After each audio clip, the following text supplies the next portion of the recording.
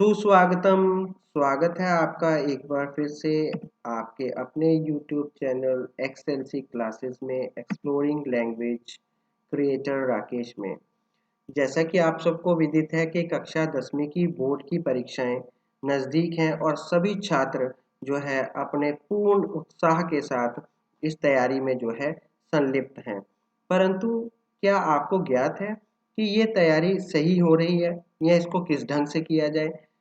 तो आज हम विषय हिंदी जो सीबीएसई की बोर्ड परीक्षा में 10वीं कक्षा का विषय विषय है हिंदी में 100% अंक प्राप्त करने के अचूक तकनीकी उपाय बताने जा रहे हैं, आपके साथ साझा करने जा रहे हैं। इन तकनीकी उपायों को अपनाकर आप जो है बोर्ड परीक्षा में 100% 100 अंक जो है प्राप्त कर सकते हैं।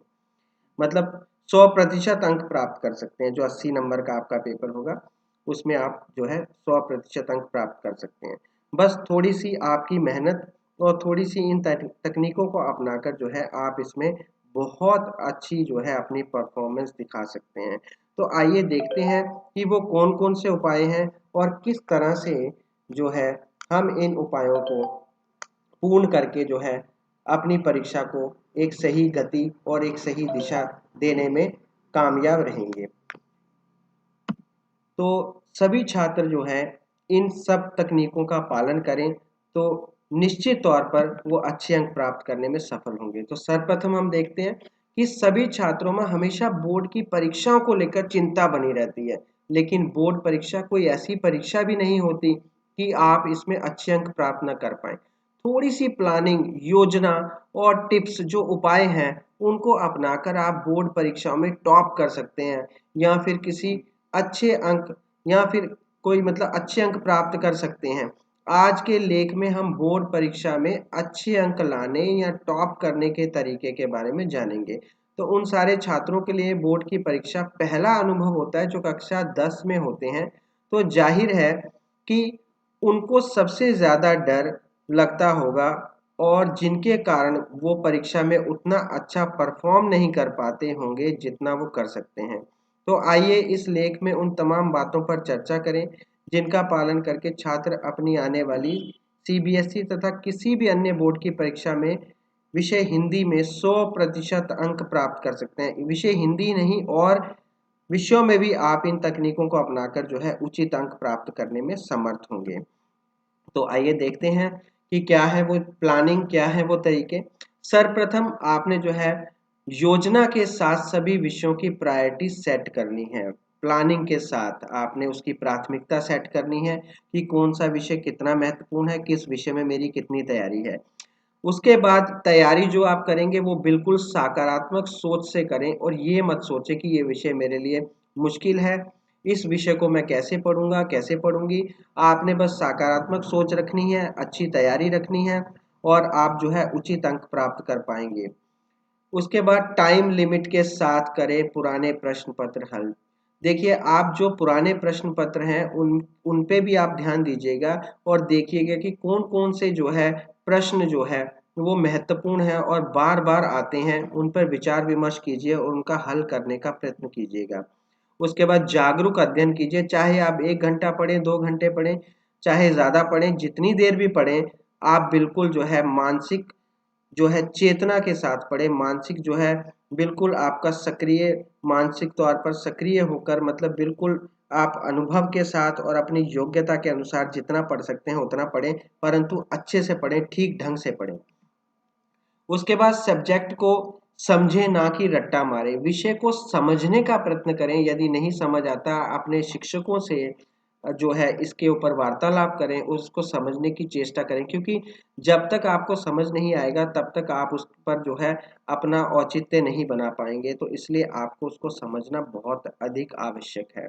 कभी भी जो छोटे छोटे विषय होते हैं, उप विषय होते हैं, उनको जंप ना करें, उनको छोड़े ना कि ये नहीं आएगा, ये कुछ जरूर उस पर एक नज़र डालें, उसको पढ़कर जाएं।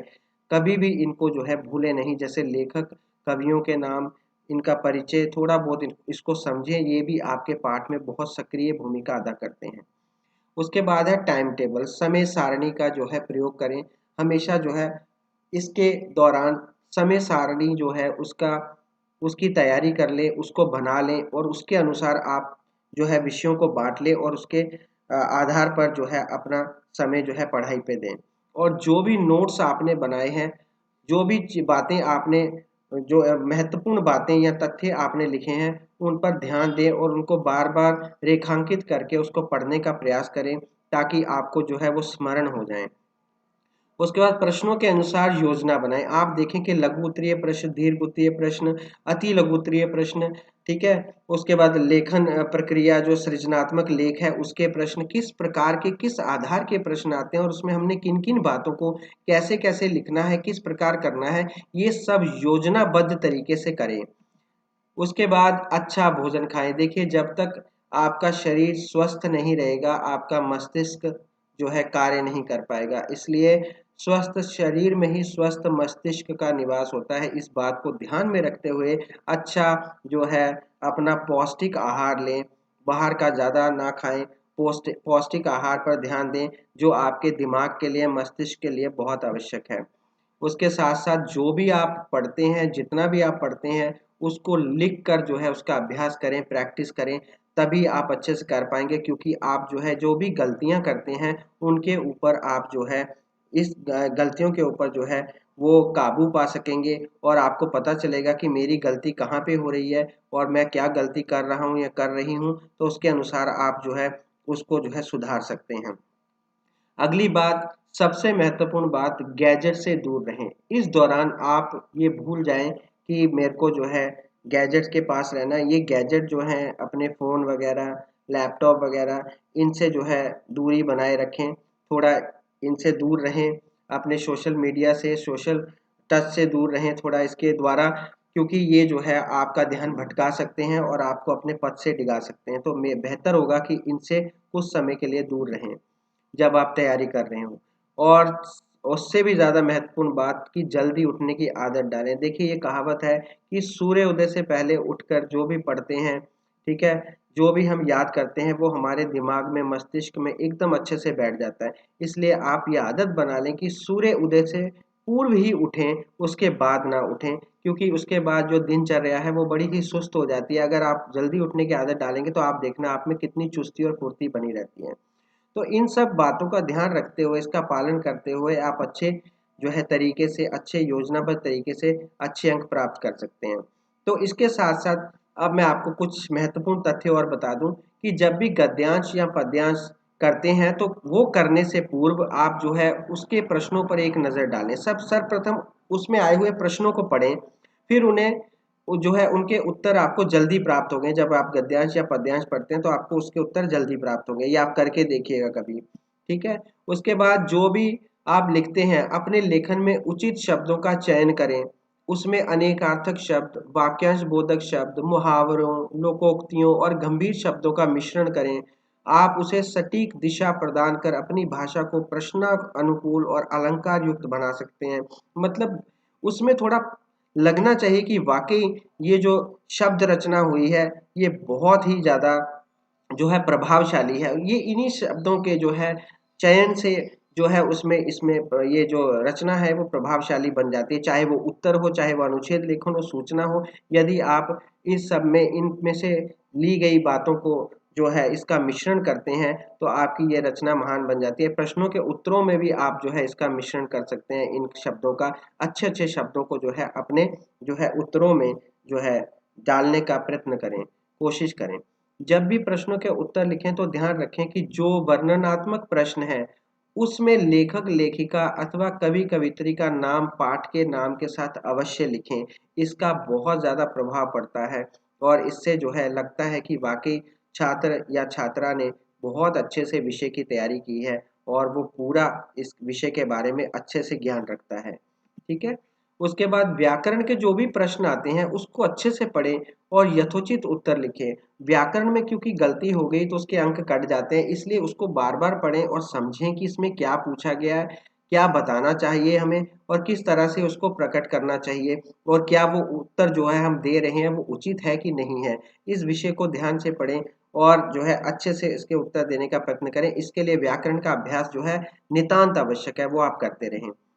उसके बाद अनुच्छेद लेखन में संकेत बिंदुओं को रेखांकित अवश्य करें। जो भी संकेत बिंदु होते हैं, जब वो उसके अनुसार आप उत्तर लिखते हो, अनुच्छेद लेखन का गठन करते हो, तो आप जो है उसको रेखांकित करके जो है अपने उत्तर को महत्वपूर्ण बना देते हो और पता लगता है कि इसी के अनुसार लिखा गया और आपको पूर्ण अंक मिलते हैं। इसके ऊपर अनुच्छेद लेखन के ऊपर भी मेरी एक वीडियो है, वो आप देख सकते हैं, उसमें सब जानकारी दी गई है। उसके बाद है सूचना लेखन में एवं पत्र लेखन में उसके प्रारूपों का ध्यान रखते हुए उसे पूर्ण करें। हमेशा ध्यान रखिए, सूचना लेखन और पत्र लेखन में आपके अंक कहाँ कट जाते हैं, आप प्रारूप के अनुसार उत्तर नहीं देते, जो उसका फॉर्मेट होता है उसके अनुसार उत्तर दीजिए। तो ये फॉर्मेट क्या है वो भी मैंने सूचना लेखन की जो अपनी वीडियो है उसमें सारा जो है विस्तार से बताया है, आप उसको देख सकते हैं। और पत्र लेखन भी जो औपचारिक और अनौपचारिक पत्र है उसके प्रारूपों को ध्यान में रखते हुए ही इसके जो है उत्तर लिखने का प्रयास करें। तो मुझे उम्मीद है कि जब आप ये सब बातें कर लेंगे तो हम जो है इस निष्कर्ष पर पहुंचेंगे। तो क्या निष्कर्ष है, मतलब इस सब का कंक्लूजन क्या निकलता है, निचोड़ क्या है कि जब भी इस मतलब बताई गई बातों को या इस लेख में बताए गए टिप्स को यदि आप अपनी बोर्ड परीक्षा की तैयारी हेतु आज से ही पालन करना इसका आरंभ कर दें तो बोर्ड परीक्षा में 100% अंक आसानी से प्राप्त कर सकते हैं। ज़रूरत है तो बस परीक्षा की तैयारी नियमित रूप से करने की और साथ ही साथ अपनी तरफ से बोर्ड परीक्षा की तैयारी में कोई कसर न छोड़ें। आलस्य में चीज़ों को आगे के लिए मत टालें, इससे सिर्फ नुकसान ही होगा। जो भी पढ़ें उसे अच्छी तरह पढ़ें ताकि बार-बार पढ़ने की आवश्यकता ना पड़े और बाकी पाठ्यक्रम का नुकसान ना हो। स्वस्थ आहार और व्यायाम को अपनी दिनचर्या में शामिल करें, एक्सरसाइज वगैरह किया करें, योगा किया करें। टाइम मैनेजमेंट का खास ध्यान रखें। समय सारणी का, समय का पालन, समय का सदुपयोग करना सीखें, तो आप जो है अवश्य ही जो है ऊँचाइयों को छुएँगे। तो ये जो बातें मैंने बताई है इसको ध्यान में रखते हुए मेरा सभी दर्शकों से विनम्र अनुरोध है कि यदि आप बताई गई सभी तकनीकी बातों का अनुसरण करते हैं तो निश्चित ही आप इस विषय में असाधारण सफलता को प्राप्त करने में सिद्धहस्त होंगे। तो आज के लिए इतना ही। धन्यवाद। आपको ये वीडियो कैसी लगी बताइएगा, और अगर इसमें कुछ जो बातें रह गई हैं या कुछ आपको लगता है कि इसमें ये भी बातें होनी चाहिए, वो आप जो है इसके कमेंट बॉक्स में लिख सकते हैं। और यदि आप इन बातों का, इनकी गहराइयों का अच्छे से पालन करते हैं, इन बातों को गहराई के साथ, तो आप शत प्रतिशत जो है हिंदी विषय में पूर्ण अंक प्राप्त कर जाएंगे। धन्यवाद।